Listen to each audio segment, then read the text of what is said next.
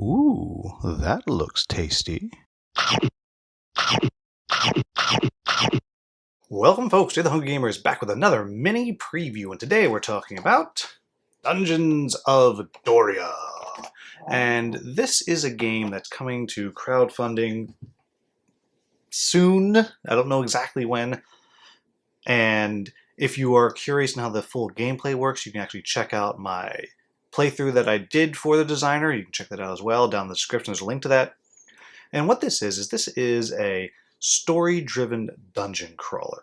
And the game's going to come with several campaigns, and you're going to be able to play through these campaigns of anywhere between 5 and 7 scenarios on each one, or just play through one-offs where you just kind of send your heroes in. And you're going to be able to play this game from 1 to 6 characters, and again 1 to 6 players.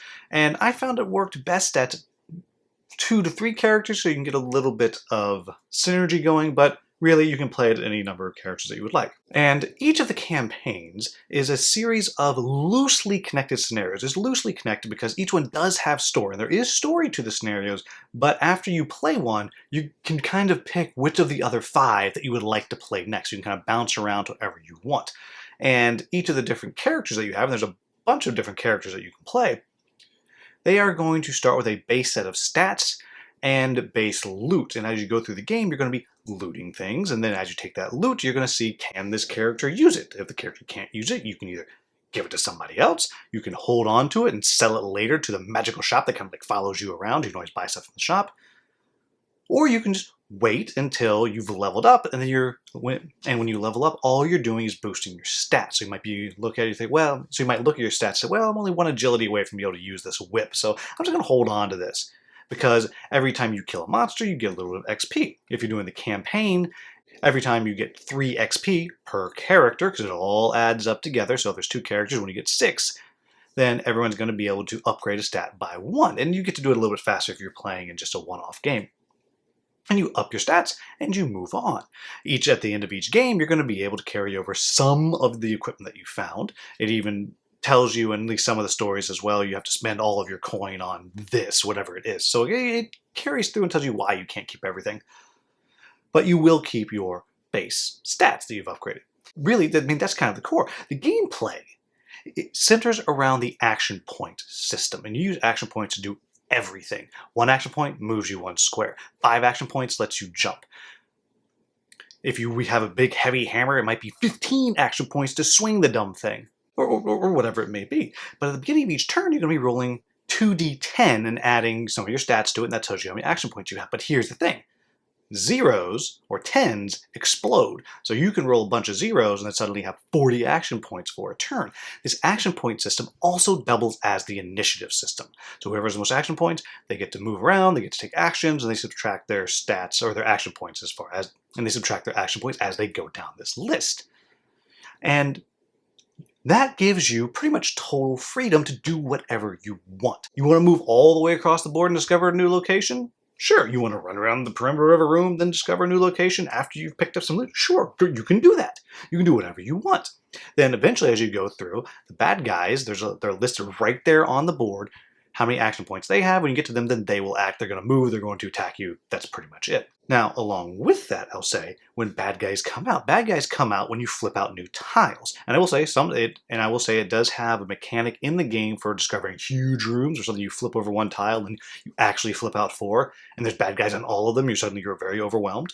But on each one, you will randomly put bad guys out onto the board, though some scenarios will tell you specifically to put something out. And you have a huge deck of cards that you're choosing these things from. You're going to choose them, and sometimes it's just a bad guy. Maybe you flip 2, and 1's the bad guy, and then the other one is some kind of power that the bad guy has to make it even stronger. And so, again, there's a lot of variety there. So there's a lot of variety there. There's a lot of variety with all the different kinds of bad guys that you might get. Just like you would imagine you would see in any kind of roguelite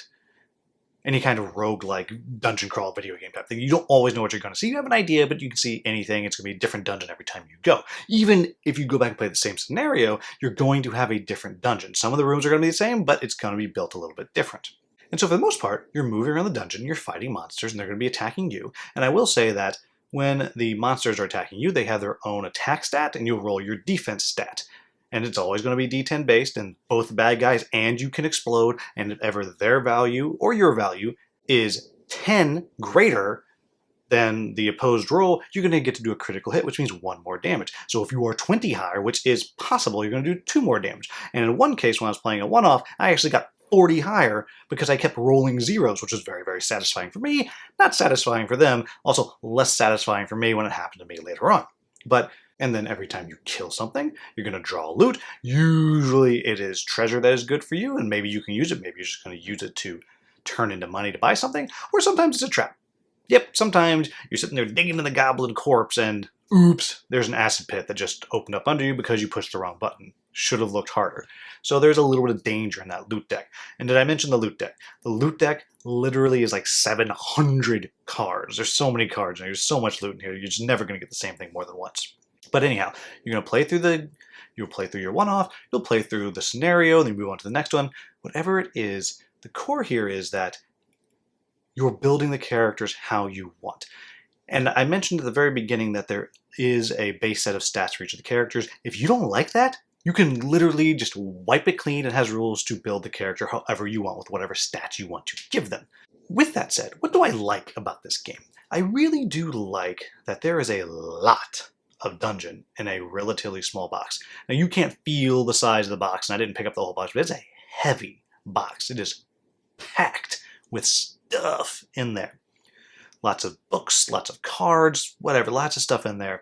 And so you're going to get a lot of story out of this box. I think the one-off scenarios work really, really well as well. They're interesting, they're clever, they have fun in-game conditions and fun different restrictions that are applied to you as you go through. So I like that as well. I also really enjoy that you have so much freedom in creating the type of character that you want. There are no level up trees. There are no assigned skills. None of that. You're boosting your numbers, you're getting different loot, and that's how you're building your character. And more on that later. I also like that setting out monsters and stuff is very, very simple. Checking for loot is very, very simple. Hitting the shop is very, very simple. All of that is very, very simple. And because it's all so simple to do, it allows you to focus on what is the absolute best part of the game, and that is the action point system. I've never played a dungeon crawler that does that. I've played a lot of dungeon crawlers. I've never seen one that does it like that, and it is fascinating. You have such a great amount of variety of what you can do and how you can do it and how you can game the system, because if you play it perfectly, you do your attack or whatever you're doing, you only have 1 action point left. Well, the good news is you can still attack again. You can go as far below 0 as you want. It just really, really is clever. And so I like all of that. I like how the danger of the game increases as you go. There's a doom counter that's slowly moving down, and as further and further down it goes, the stronger and stronger the bad guys are going to get, the more bonus actions the bad guys are going to get. So it really keeps the pressure on that you need to move through and finish the game. You can't just stop and be farming for loot all the time. Well, you can, but you're probably going to die. All of that, I think, is really, really fun. And it would be a crime of me not to say exploding dice are really, really fun. They're intensely fun. I love exploding dice, both good and bad. So what are my quibbles with the game? The first one is what I already mentioned. You can make these characters however you want. So in some ways, these characters are just skins for whatever it is that you want to do, because there are no unique skills for each character. I'm a scoundrel. Why am I a scoundrel? Because I look like I'm a scoundrel. And maybe I'm going to play like I'm a scoundrel, but I don't have a pickpocket or a sneak or anything like that. I'm a warrior. Why am I a warrior? Because it looks like I'm a warrior, and I started with a big hammer. I don't have any bust down door or, hold your ground or anything like that. So there are no skills. So it's all going to be up to you to determine what your character is like. And while that is fun, that might not be what you're looking for because you want something that's a little bit more fleshed out. The next thing I'll say is the game is intensely swingy. And by that I mean you may just draw out of that deck of 700 the exact loot that you need. In fact, in my playthrough, my warrior drew an incredible opening draw of loot. It had all this armor, it had a better weapon, while the scoundrel had nothing. Just couldn't find anything until way late in the game that was useful. And the same thing with the dice. Again, if you watch my playthrough, the scoundrel I think hit like one thing the whole game. I just couldn't hit. Just couldn't do it. Miss. Now, the warrior on the other hand was just a one hero murder machine, just mowing down through the dungeon. But again, swingy. If I wasn't playing both of those characters and I was just playing the scoundrel, I might have been like, I'm not having any fun here. So there's a lot of swinginess going on. And can be exceedingly exciting, but at times can feel like, that's a real bummer. The next thing is, there is story. And I was pretty intrigued by the start of the story of the campaign that I was playing. I did not finish the campaign. But again, because you can go any direction you want, each of the scenarios does have a little bit of a one-off vibe to it. And because you're only carrying through your new stats and a few things that you found, it does feel a little bit like you're starting anew each time. Now, that's not necessarily bad. As you know, I love Wander the Cult of Barnacle Bay, and that one, every single game, you reset your levels. But again, just something to keep in mind. But really, that's it, folks. I was pretty darn impressed by Dungeon of Doria when I was getting the explanation from the designer and I was looking at the rules.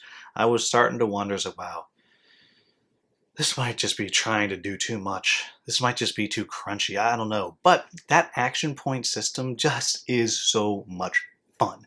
As long as you are aware that you are doing exploding dice with 10-sided dice, which can lead to huge swings in the numbers, and as long as you are okay with the totally random loot out of a 700 card deck or whatever, as well as totally random bad guys coming out, so you could have a dark mage with a lightning spell, or you could have two stupid goblins that can barely pick their noses, and you never know what you're going to get, then this is a game that might really be attractive to you, especially because it is a small box, and with shipping and everything nowadays, that is also something to really look into. And I think it comes with 4 different campaigns. I mean, there's a lot of game in this box. So there you have it, folks. That is Dungeons of Doria. As always, if you found this video useful, please like, subscribe, and share. Thank you so much for watching. Have a wonderful, wonderful day.